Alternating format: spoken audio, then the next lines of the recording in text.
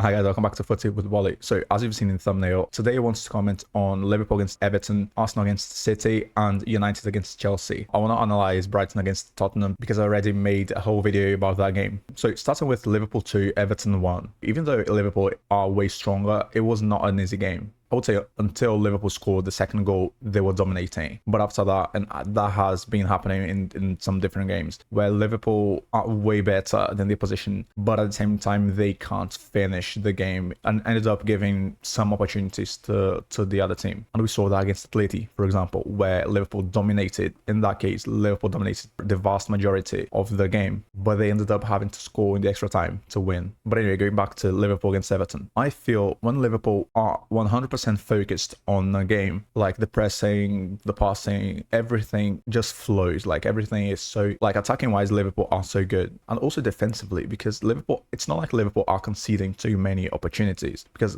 with this game against Everton, until the second Liverpool's goal, the game was like, seemed as it would be very easy, with Gravenberch playing amazingly, who by the way was my man of the match, with Ekitike playing well, Salah playing well, like everyone playing well basically. But sometimes I feel Liverpool falls into that, there is no way we're going to lose this game. And then the game starts to feel more difficult than actually was initially. When Liverpool have the ball, it's not like they try to control the tempo of the game. They just try to attack as fast as possible. And you can see this by the type of passes. Because, for example, in this game, Liverpool had 142 passes in final third and Everton 133. So there is not a big difference. But Liverpool are way better. So you imagine that they would be passing the ball more in the attack, way more compared to Everton. Another good start to see this is 3 balls, Liverpool 3, Everton 0, and also touches in a position box, because Liverpool had 26 and Everton 21. So we see this approach by Liverpool that once they get a 1-0 or 2-0, they try to defend in a, let's say, mid-block, and then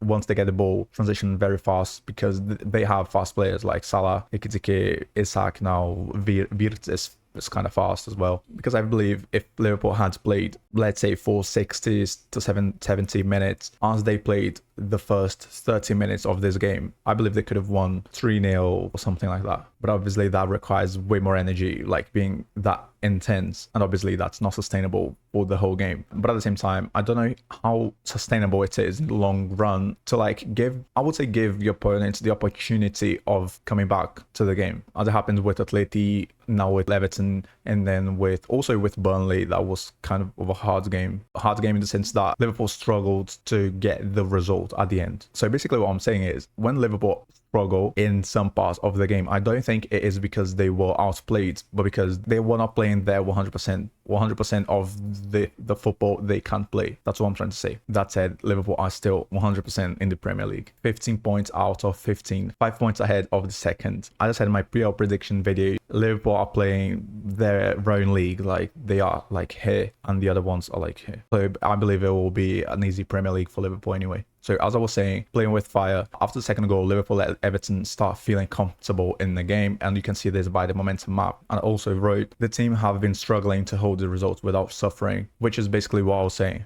Like, Liverpool reminds me of me when I studied physical education. Like, I studied to pass exams, not to get 10 out of a 10 because it was kind of lazy. I believe Liverpool have been doing the same with those games. Like in all those games, I was pretty sure Liverpool would win, even when they started to lose momentum. But at the same time, I can clearly say that Liverpool will do only the enough to win. I also wanted to comment on Gravenberch. 1 goal, 1 assist, 69 touches, 8 passes into final third, 7 out of 11 duels won, and 14 defensive contributions. By the way, defensive contributions considers interceptions, tackles, if I'm not mistaken, also clearances.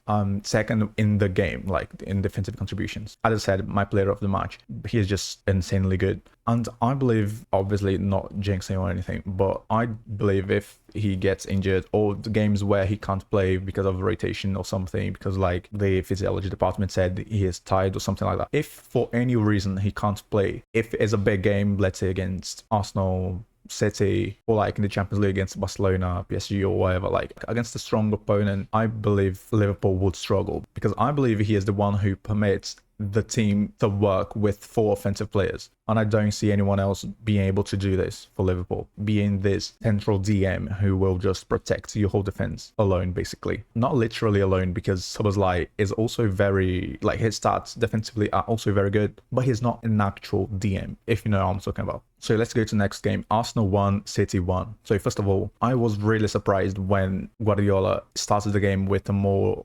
defensive approach rather than the possession-based football that he prefers. But I was not surprised by how Arsenal find difficult to, I wouldn't even say control the game, but like have this responsibility of attacking more than defending, because Arsenal are very secure, like very safe. Most of the time, I don't think Arsenal will concede a lot of goals. However, playing at home in big games, you need to have something different. So, for example, in this game, the XG was the same. And even though Arsenal had 12 shots and City only 5, we see big chances, 2 and 2. So I'm not sure about Arsenal, guys. Yes, Arsenal give me the idea that they won't concede, they won't risk a lot. They'll be very pragmatic in big games. However, you still need to win, because in the long run, Liverpool will win most of their games because Liverpool are very good. So if Arsenal don't go for win, like with rage, with energy, like if they don't really start the game thinking about destroying their opponents, I don't think they will challenge for the title. They need to go for the win against City, Chelsea, Liverpool, Tottenham, etc. Like Arteta needs to do this to put the squads to play in big games as they can, because the players are very good. You can disagree in the comments if you want, but I think Arsenal have the best squad in the Premier League. Not starting 11, but the squad in general. But I don't know if Arteta can take the next step, let's say. And that's why my prediction, like at the beginning of the season, I said Arsenal would not challenge for the title. So I already talked about Arsenal. Let's focus on City now, because City for this game chose a very pragmatic approach. That's why I wrote Pragmatic City. It was kind of surprising for me, because City chose to have less ball possession, to be transitional rather than possession-based football. A goalkeeper clearing the ball rather than going for short passes. I remember sometimes where Vardiol or any other centre-back chose to try and dribble or like try a long ball instead of passing the ball to Donnarumma, which makes some sense because Donnarumma is not good with his feet. As I said in my video ranking the transfer windows of each Big Six club, and we even saw time wasting from Manchester City. And it was not like at the end of the game or second half, it was like right in the first half. After scoring, City started to waste time, and that's not something we see very often. Like, we don't see Guardiola's teams doing that. I don't know. In my prediction, my pure prediction, I had said that City would challenge for the title. Actually, I said precisely that City were the only team that could challenge for the title, because in the most probable scenario, I saw and I still see Liverpool way better than the other ones. So City this season, I don't know, they're playing weirdly. It's not the Guardiola's team that you got used to see. Because honestly, if City wants to be a very good defensive team, they can be, because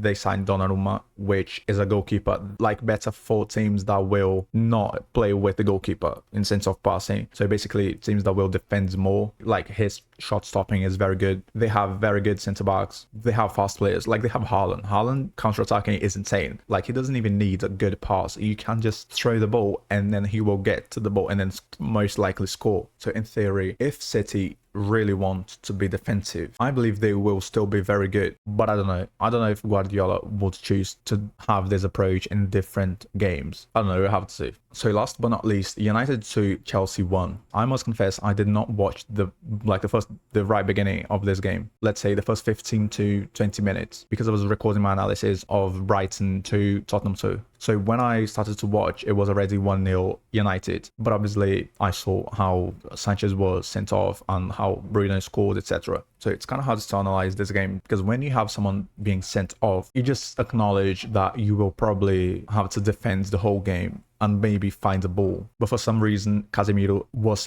also sent off with a foul that, in my opinion, was a fair yellow card. But I don't know what he was doing, because when you're playing 11 against 10, the only thing that you can't do is being sent off. So a game where United were going to win very easily became a difficult game because of Casemiro, even though he also scored. So it's not like he played badly. He just made a very infantile mistake. So let's go to my notes and see what I wrote while watching this game. Bruno is way better next to the position's goal, but Amorim will keep playing him as a DM because that's how he is as a manager. He will just do whatever he wants and he'll either have success or he will be sacked, basically. Like he won't adapt. And also, as I said, Casemiro's second yellow card was irresponsible and made an easy game difficult. And about Chelsea, I had said in the before and after the Champions League game against Bayern Munich that Chelsea will struggle to compete in big games with that defense. So I must repeat, what's the point of having Garnacho and Gittins on the bench if you have two centre-backs that you cannot trust? So what I'm saying is, why not signing a very good centre-back instead of 2-3 good attackers to be on the bench, if that makes sense? And also goalkeeper, honestly, because it's not like Sanchez is amazing. That said, in normal circumstances, I still believe Chelsea are stronger than United. But I believe that talks also a lot about United. But anyway, that was it, guys. As I watched the games, I want to talk about them. I'm thinking about keeping this, like having a separate video to Tottenham because it is the team I cover, and having this general analysis of Liverpool and the other big six, basically. But that's it. If you want to tell me anything, use the comment section. Don't forget to like, subscribe, share it with a friend in case I have said anything useful. I'll see you in the next time. Bye.